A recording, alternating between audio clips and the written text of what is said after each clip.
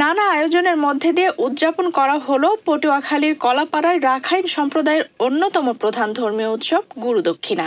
23 মে শুক্রবার সকাল 10টায় উপজেলার বালিয়াতলী ইউনিয়নের তুলতলী গ্রামের একটি বৌদ্ধ বিহারে শুরু হয় এই উৎসব। দিনভর ধর্মীয় রীতি, সামাজিক সৌহার্দ্য এবং সংস্কৃতির সমন্বয়ে এক প্রাণবন্ত পরিবেশের সৃষ্টি হয়।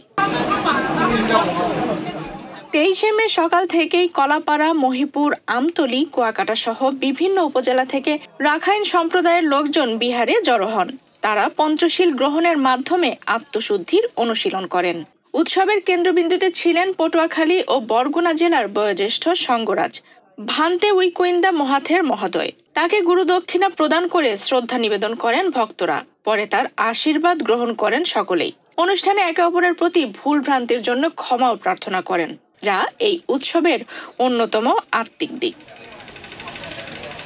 বছর আমাদের গুরু মহোদয়কে এভাবে গুরু দক্ষিণা দিয়ে থাকি, আর তার জন্য আমরা সবাই প্রার্থনা করি এবং আমাদের সকলের পরিবারের জন্য আমরা যার যার প্রত্যেকের পরিবারের জন্য কামনা করি, দেশের জন্য কামনা করি। আমরা বড় ভান্তের কাছে গিয়ে পঞ্চশী প্রার্থনা করেছি। এরপরে আমরা এখন সবাই আনন্দ উপভোগ করছি।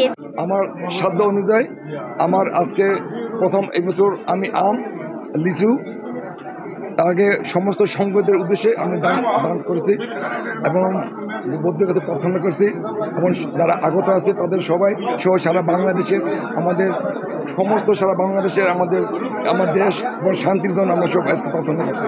কুয়াকাটা শ্রীমঙ্গল বৌদ্ধ বিহারের উপাধ্যক্ষ ভিক্ষু ইন্দ্রবংশ বলেন, এই গুরুদক্ষিণা উৎসব শুধু একটি ধর্মীয় রীতি নয়, এটি আত্মশুদ্ধি ও গুরু ভক্তির প্রকাশ। এতে আমরা আমাদের গুরুদের প্রতি শ্রদ্ধা জানিয়ে আশীর্বাদ লাভের মাধ্যমে আগামীর পথ সুগম করি। এছাড়াও একে অন্যের কাছে ছোট বড় সব ভুলের জন্য ক্ষমা প্রার্থনা করি।